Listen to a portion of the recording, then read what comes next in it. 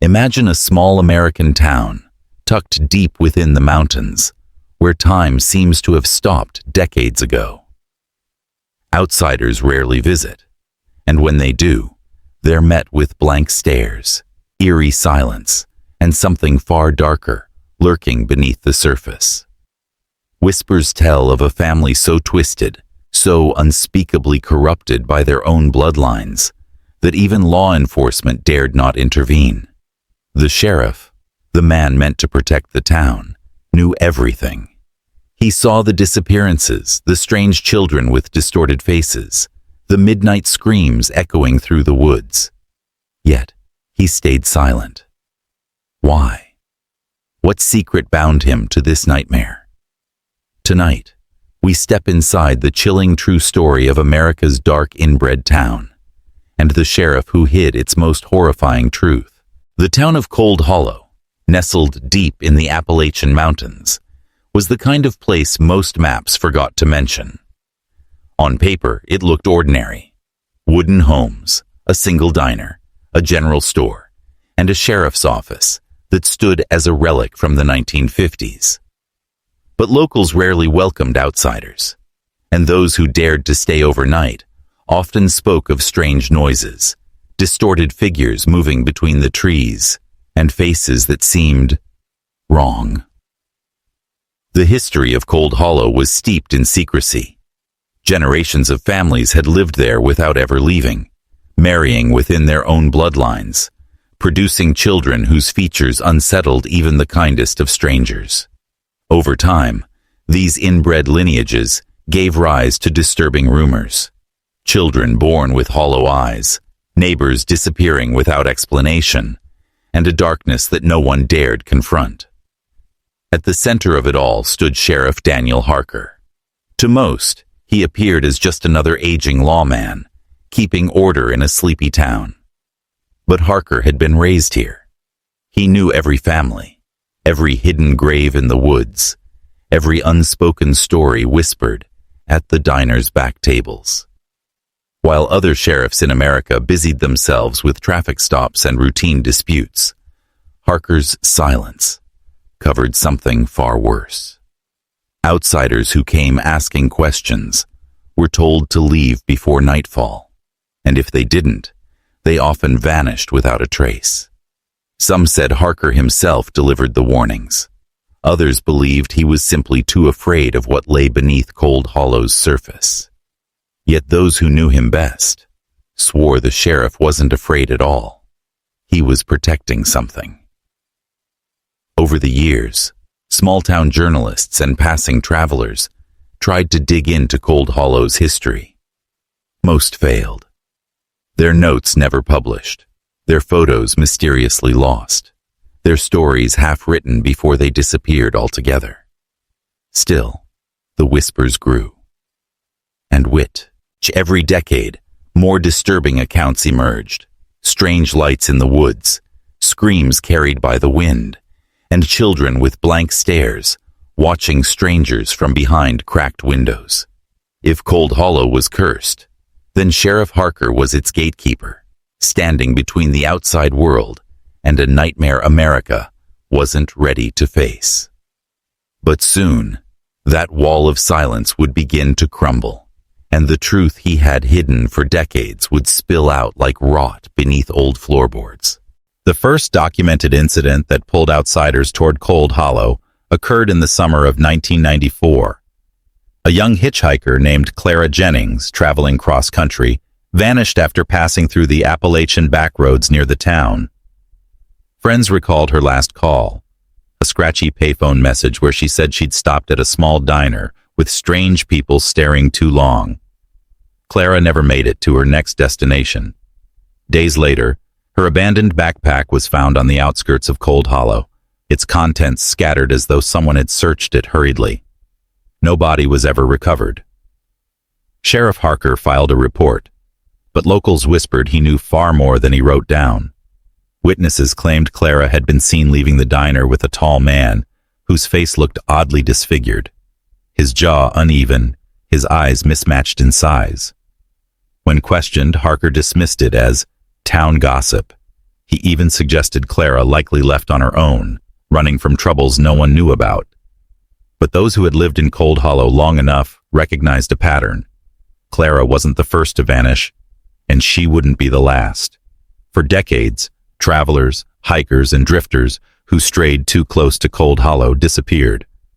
Sometimes their vehicles were discovered abandoned on the roadside, headlights still faintly glowing, doors left ajar. Other times, their belongings turned up inside thrift shops around the county, stripped of identity but unmistakably tied to missing persons.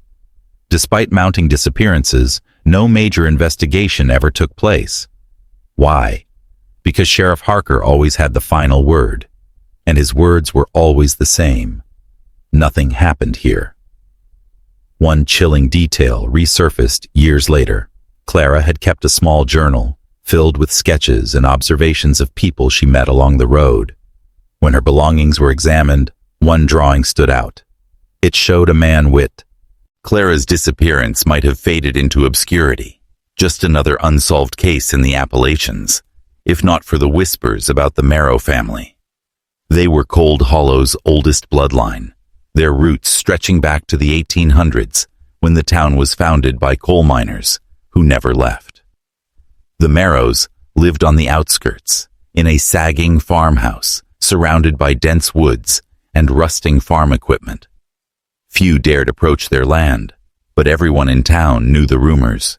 Siblings marrying siblings, cousins wedded to cousins, children born with faces that looked more like masks than human expressions. Outsiders described them as wrong, not just in appearance, but in how they moved, slouched, shuffling, with a vacant gaze that made your stomach turn. Sheriff Harker knew the Marrows better than anyone. He had grown up with them, shared classrooms, and even hunted deer alongside their patriarch, Amos Marrow. To the sheriff, they weren't monsters, they were neighbors. But to outsiders, their presence was suffocating. Every major incident in Cold Hollow seemed to loop back to the Marrow farm. Strange lights at night, screams echoing through the trees, travelers last seen near their property. Yet no arrests were ever made, no searches conducted. The sheriff always found a reason to turn the other way. The most disturbing stories involved the Marrow children. Teachers who had worked in Cold Hollow decades earlier recalled classrooms where small figures sat in silence, their eyes sunken, their noses misshapen, and their speech slurred into guttural sounds. One teacher remembered a boy who hissed when spoken to, his teeth crooked like broken nails. Another swore a girl's arms were double-jointed in ways no human limbs should bend. Over time, these children disappeared from school altogether, never seen outside their family land again. Some said they lived in the cellar, hidden away from prying eyes. Travelers unlucky enough to pass by the farmhouse often described seeing pale faces pressed against the upstairs windows, watching, unblinking, until they vanished behind torn curtains. Others claimed to hear something worse, chanting, muffled voices rising together in the night, echoing like a ritual from another world. Still, the sheriff stayed silent. He knew what was happening inside that house. He knew about the children, the graves, the secrets. But for reasons only he understood, he refused to stop them. In the fall of 1998, a group of amateur urban explorers stumbled into Cold Hollow, chasing local legends of ghost towns and abandoned coal mines. Among them was Ethan Ward, a college student fascinated by forgotten places. What began as a harmless trip quickly spiraled into something far darker. Ethan and his friends entered Cold Hollow at dusk, snapping photos of the diner, the old gas station, and the sheriff's office that looked like it hadn't been touched in decades. But what drew them deeper was the Marrow farmhouse. Its decayed silhouette loomed at the edge of the woods, its broken roofline jagged against the twilight sky, against the warnings of a local trucker who told them, "Don't go near that house if you want to leave here alive," they pressed on. The closer they got, the more the air changed. The woods grew unnaturally quiet, as though even the crickets avoided the land. The smell hit them first, rotting wood mixed with something metallic and sharp, like rust and blood. The house groaned in the wind, its shutters flapping loosely. Ethan later described the sensation in his journal. "It felt like we weren't exploring. It felt like we were being watched." Inside, the farmhouse was worse. The floors sagged under their boots, the wallpaper peeled in strips like shedding skin, and the stench was unbearable. Dust-covered furniture sat in corners, and along the walls were jars, hundreds of them, filled with cloudy liquid. Some contained animal remains. Others looked human. Ethan swore one jar contained a small, malformed hand, fingers curled unnaturally. In the back room, they found children's toys, broken dolls with missing eyes, laid carefully on a mattress stained dark with age. That night, as they prepared to leave, Ethan noticed movement upstairs. A pale figure shifted behind the curtains, its head cocked at an unnatural angle. Another appeared beside it, smaller, with hollow sockets where eyes should have been. The group fled, their flashlights shaking, but Ethan tripped on the porch and turned back just long enough to see more faces pressed against the window. Half a dozen at least, distorted and silent, watching them vanish into the trees. When the explorers reached the sheriff's office to report what they saw, Sheriff Harker listened in silence. He tapped his pen against his desk, nodded once, then told them firmly, "You didn't see a damn thing. If you're smart, you'll leave tonight and never come back." For years, outsiders suspected that the Marrows were behind the disappearances. But what no one expected was the sheriff's role. In early 2002, a former deputy named Frank Doyle broke his silence. After retiring, he left Cold Hollow and confessed to a journalist that Sheriff Harker wasn't just ignoring the crimes. He was protecting the Marrows because he was one of them. Harker's mother had been a Marrow, and his father a cousin from the same twisted bloodline. The sheriff was family. The badge he wore wasn't meant to uphold justice. It was a shield to keep the truth buried. Frank recalled one night when he followed Harker to the farmhouse after hearing rumors of another disappearance. What he saw burned into his mind forever. In the barn, half collapsed and reeking of decay, the Marrows gathered around a crude wooden table.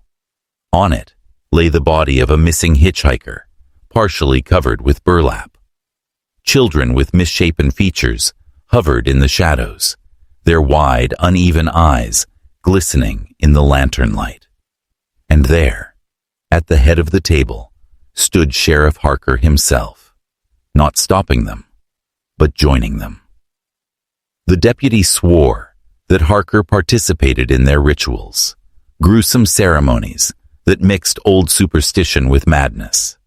Animal carcasses hung from hooks, jars filled with preserved body parts lined the walls, and the family muttered prayers in a guttural dialect that seemed older than the town itself. Frank fled in silence, knowing if he spoke, he would vanish like the others.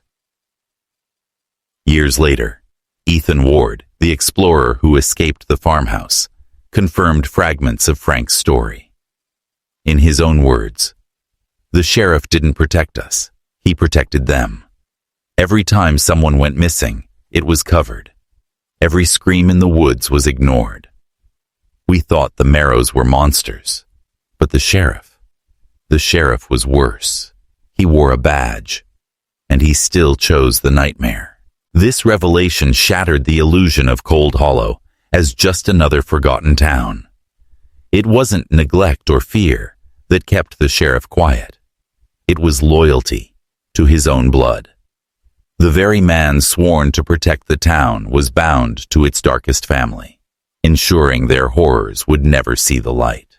After the revelations of Deputy Doyle and Ethan Ward, Cold Hollow's dark reputation began to spread beyond the Appalachians. Yet anyone who tried to investigate further soon discovered that escaping the town was far harder than entering it. Journalists who arrived with cameras and tape recorders often left with nothing. Footage mysteriously corrupted, notes gone missing, or in some cases, they never left at all. Survivors swore the town itself seemed alive, its narrow roads twisting back into the same dead ends, forcing intruders to circle endlessly until the sheriff, or someone worse, found them. One of the most chilling accounts came from a pair of documentary filmmakers in 2005. They entered Cold Hollow, determined to expose the truth, armed with high-powered lights and hidden microphones. By nightfall, they reached the Marrow farmhouse. Inside, they discovered rooms just as Ethan had described. Jars of preserved remains, broken toys, and claw-like scratches along the wooden walls. But before they could leave, the sound of footsteps echoed upstairs. When they turned their cameras, they caught something only for a split second. Figures moving in unnatural jerks. Faces blurred, as if reality itself rejected their image. Panicked, the filmmakers ran into the woods, only to find the sheriff's patrol car waiting at the tree line. Sheriff Harker stepped out calmly, shining his flashlight on them. He didn't raise his gun.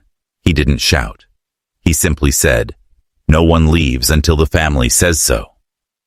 Behind him, more figures emerged, misshapen, silent, their uneven eyes glinting in the dark. The filmmakers sprinted, their footage capturing only fragments of their desperate flight. Branches snapping, ragged breathing, glimpses of pale faces in the trees. By dawn, only one made it out, stumbling into a neighboring county with a shattered camera and a warning he repeated over and over. They hunt in silence. They never stop. What made the story even more horrifying was what investigators found later. The survivors' footage, though broken, showed a final frame. Sheriff Harker standing among the Marrows, his flashlight illuminating his own distorted face. His bloodline was unmistakable. His silence wasn't cowardice. It was belonging. By the late 2000s, Cold Hollow had become more legend than place. Maps stopped marking it. GPS signals failed near its borders. Travelers who passed through the Appalachian backroads swore they felt watched, their cars stalling near abandoned houses that shouldn't have been standing. Those who knew the truth whispered that the Marrows still lived there, hidden away, carrying on the same bloodline that had cursed the town for generations. Sheriff Harker, now older and grayer, was still seen from time to time, standing on the porch of his office, badge polished, eyes hollow. Outsiders never questioned him. They simply left, shaken by something they couldn't explain. The missing persons reports continued, though never tied directly to Cold Hollow. A lost hiker here, a runaway there, a traveler who never checked out of their motel. Families searching for loved ones often circled the area, only to be told by local authorities that there was no town by that name.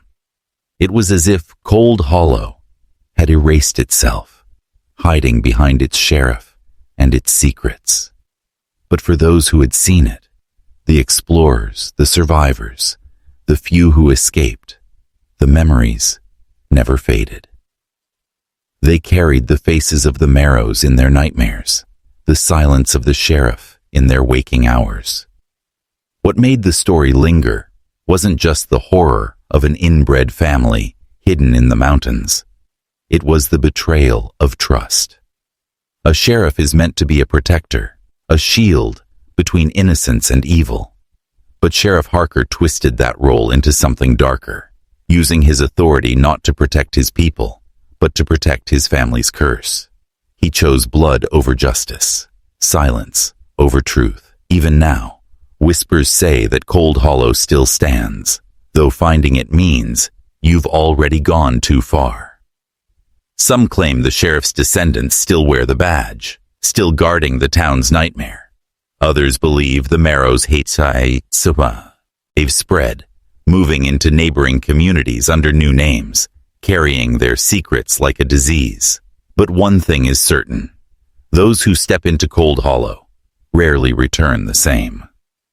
So if you ever find yourself driving through the Appalachians and you see a crooked sign pointing toward a place you've never heard of, remember this story.